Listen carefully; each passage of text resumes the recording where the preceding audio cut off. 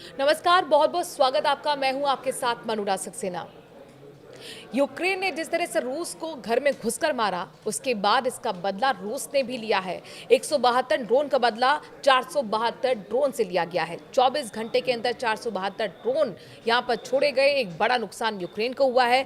लेकिन क्या ये जंग यहीं रुकने वाली है? चूंकि अमेरिकी खुफिया रिपोर्ट ये कहती है कि पुतिन के दिमाग में बहुत कुछ चल रहा है, एक बड़ा प्लानिंग यहाँ पर होने वाली है। और यहाँ पर यूरोपियन देश भी साफ तौर पर अपने नागरिकों को कह चुके हैं, निर्देश दे चुके हैं कि अपनी तैयारी कर लीजिए। अगर यहाँ पर आपका सामान खत्म हो रहा है, राशन खत्म हो रहा है, तो बल्क में ले आइए। इन निर्देशों का मतलब क्या है? क्या कुछ बड़ा होने वाला है? क्या जंग में अब एटम बॉम्ब की एंट्री होने वाली है? समझने की कोशिश करते हैं। हमारे साथ वरिष्ठ सहयोगी हैं अंशुल जी। लगातार ये वॉर हम 3 साल से देख रहे हैं। अब क्या ये लग रहा है कि अब ये परमाणु वॉर में जंग बदलने वाली है? आज जिस तरह की परिस्थितियां विश्व में होती हैं और ख़ास करके इस युद्ध की स्थिति जैसे अभी भारत पाकिस्तान के साथ आपने देखा, परमाणु युद्ध चाहता कोई नहीं है, क्योंकि हर एक को पता होता है कि अगर दोनों देश अगर परमाणु शक्ति संपन्न हैं तो उनको इसका परिणाम पता होता है। लेकिन कहीं ना कहीं जो ट्रिगर बटन है वो किसी न किसी एक मनुष्य के हाथ में होती है, और मानवीय गुण दुर्बलताएं कह सकती हैं आप कि ये कभी कभी आवेश और आवेग में काम करता है। ऐसा कोई क्षण अगर आया विश्व में कभी भी ऐसी तनाव की स्थिति में, तो ही ये संभव है। वरना अगर कोई भी व्यक्ति ठंडे दिमाग से किसी भी राष्ट्र का प्रमुख अगर ये सोचता है कि क्या हमें किसी युद्ध को परमाणु युद्ध के लेवल तक ले जाना है, तो उस समय ये निश्चित जानिए कि फिर या तो वो अपने पूरे होशो हवास में नहीं है, या फिर कोई ऐसे आवेग और आवेश का क्षण है जिस समय उससे निर्णय हो जाए। हालांकि एक व्यक्ति के निर्णय लेने से भी परमाणु बटन दब जाएगा ऐसा भी नहीं होता है, लेकिन फिर भी आज की स्थिति में कोई व्यक्ति हाँ, लेकिन जिस तरह से चीज़ें आगे बढ़ रही हैं, एस्केलेट हो रही हैं, उनमें निर्णय क्या, आगे क्या, ये सवाल ज़रूर आता है कि जिस तरह से उसके मान लीजिए आपने 40 बम वर्षक, आज ये वो बम वर्षक थे जो 40 यूक्रेन ने मार गिराए क्या, वो तो जहाँ खड़े के खड़े अपने बेस पर ही ध्वस्त कर दिए गए। ये वो थे जो परमाणु हथियार ले जाने में सक्षम विमान थे। अब इसके बाद उनके पास जाहिर सी बात है 1/3 कम हो गई, एक बड़ा झटका है।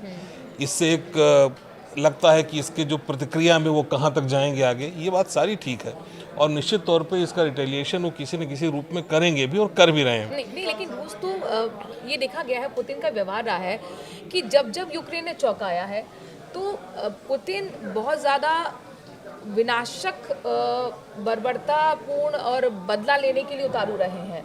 तो क्या यहाँ पर कुछ बहुत बड़ा होने वाला है? चूँकि यूरोपियन देश के अपने नागरिकों को ये एडवाइजरी देना क्या बताता है कि आप लोग अपने लिए राशन भर लें और सुरक्षित रहें? ये एक तरह से अपनी तैयारी करना, या अगल बगल के जो देश हैं जो उससे साथ में सटे हुए फिनलैंड, पोलैंड, इस तरह के जो आसपास के जो कंट्रीज़ हैं, उनको इस तरह की तैयारी रखना, ये भी एक बुद्धिमानी का काम है। एक तो सबसे बड़ी बात जो धमकी अमेरिका ने देखी अभी पिछले दिनों, रिप्लाई कैसे किया था, उन्होंने कहा कि पुतिन जहाँ भी अपनी हदें नहीं समझ पा रहे हैं और वो जहाँ तक भी जा रहे हैं हमें, हाँ बिल्कुल क्रेजी का उन्होंने उस पर एक एक्सट्रीम, हाँ आग से खेल रहे हैं। और ये इसके परिणाम की उनको पता नहीं कि परिणाम कहाँ तक होगा। इसके जवाब में फिर क्या, जो इसके पहले जो उनके राष्ट्रीय सुरक्षा सलाहकार मेदवेदेव हैं, उन्होंने इस पर रिप्लाई करते हुए कहा कि हमें, हाँ रूस के, उन्होंने कहा कि हमें एक चीज़ मालूम है और वो है तीसरा विश्व युद्ध। तो ये तो एक हो गया तुर्की बतुर्की बातों में आगे पीछे करना और कहना, लेकिन ये बड़ा फैसला है। हाँ, एक चीज़ और देखिए, सबसे महत्वपूर्ण क्या है कि यूक्रेन की हर चंद कोशिश ये है कि अमेरिका उसके साथ युद्ध में सामने खड़ा हो जाए खुले तौर पर। हालांकि परोक्ष रूप से है, समर्थन है, लेकिन अमेरिका खुले तौर पर यूक्रेन के या जेलेंस्की के सपोर्ट में कोई बात नहीं कहते। ये वो कहते हैं, अभी देखिए जो फिलहाल उनकी मीटिंग थी वो भी एक तरह से बहुत खराब मोड़ पे खत्म हुई थी। जानकार तो झुंझुना कह रहे हैं कि झुंझुना दे दिया हाँ, लेकिन अब अच्छा, यूक्रेन ये जानता है कि हम बिना सपोर्ट के कितने दिन चल सकते हैं। हम ये युद्ध भी बहुत दिन तक, जाहिर सी बात है युद्ध तो सपोर्ट से ही हो रहा है दूसरे देशों के। लेकिन अब इसमें जब तक अमेरिका अगर सामने आता है या परोक्ष रूप से भी सामने रहता है, तो भी इन दोनों को ऐसे शक्ति संपन्न देश हैं इनको ये पता है कि परमाणु युद्ध का आखिर अंजाम क्या होता है, और ये इतना आसान नहीं है। मिसाइल्स का तो इस्तेमाल रूस पहले कर चुका है। अब नेक्स्ट वॉर क्या यूरोप पर हमला बोलेगा, या चूंकि खुफिया एजेंसी की रिपोर्ट भी ये बताती है अमेरिका की तरफ से बहुत बड़ी कुछ प्लानिंग है पुतिन के दिमाग में चल रहा है। ये आपको इसके फिर मूल में जाना होगा कि ये उद्देश्य क्या था इसका। ये युद्ध शुरुआत हुई, इसका उद्देश्य क्या था, आखिर यूक्रेन और रूस के बीच में तनातनी क्यों थी। तो ये जब सोवियत विघटन के बाद रूस को ऐसा लगा कि तमाम सारे हमारे क्षेत्र जो थे, जो हमारे लाभ के जगहें हैं, वो हमारे हाथों से निकल गई हैं और यहाँ पर दूसरे देशों का या नाटो का या इस तरह से जो हमारी घेरेबंदी हो जा रही है, उसमें हमारे लिए ये ज़मीन, ये जगह हमारे पास होना ज़्यादा ज़रूरी था। और उसने देखिए युद्ध विराम की शर्तों में भी उसने बहुत ऐसी शर्तें जो काल्पनिक ही, लेकिन उसने जो रखी, उसने सबसे पहले रखा कि अपने 4 जो उसके सबसे इम्पॉर्टेंट क्षेत्र हैं, डोनेट्स्क, लुगांस्क, जापोरिजिया और खारासन, यहाँ से कहा कि यहाँ से अपनी सेना, सबसे ज़्यादा बॉम्बिंग यहीं हो रही है और वो कह रहा है कि यूक्रेन यहाँ से अपनी सेनाएं हटा ले। पहली शर्त उनकी ये है। दूसरी शर्त उनकी ये है कि जो हमारा जो इलाका है, जितने इलाके पर हम जहाँ तक चाह रहे हैं वहाँ तक का इलाका खाली हो जाए, यानी ये जो सबसे 4 प्रमुख इलाका। तो ये सबसे पहला उसका लक्ष्य है कि हमको हमारा जो पुराना खोया भूभाग था, जिसका हमारे लिए भू राजनीतिक महत्व तो था ही, सामरिक महत्व भी था, वो हमको इलाका पूरा मिल जाए। ये रूस से एकदम सटे हुए हैं। जी हाँ, तो ये सीमा की अच्छा, दूसरी बात अभी देखिए, ये जिस तरह से अभी नाटो की सदस्यता यूक्रेन को उसके लिए लालायित था, अब इस पर अमेरिका भी उसके साथ नहीं है कि ऐसे सपने न देखें जेलेंस्की, ये कहा ट्रंप ने। यूरोप के सारे देशों में भी जो सारे दे चुके हैं कि आपको फंडिंग रोक देंगे अगर आपने जो सारे देश ऐसे यूक्रेन के समर्थन में हैं, उनमें भी आपस में इसको लेकर के मतैक्य नहीं है कि नाटो की सदस्यता दी जाए इन्हें, यानी यूक्रेन को।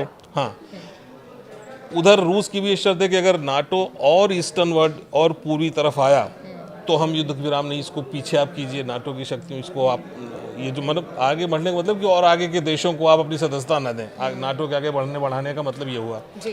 तो ये इस तरह से जो उनका जो उद्देश्य है, अगर वो उद्देश्य कभी किसी बार मान लीजिए ऐसा होता है कि ऐसा आगे चल के कुछ यूरोपीय देश उससे अपने हाथ पीछे खींचते हैं और यूक्रेन को ऐसा लगता है कि नहीं अब बस एनफ इज़ एनफ, दोनों तरफ से किसी, क्योंकि रूस तो बहुत बड़ी शक्ति है, इसमें कोई शक नहीं। यूक्रेन के पास जिजीविषा, एक जुझारूपन, वो सारी चीज़ें हैं, लेकिन फिर भी यूक्रेन एक छोटा देश है और वो दूसरों की सहायता से इस समय युद्ध में अपने लगा हुआ है।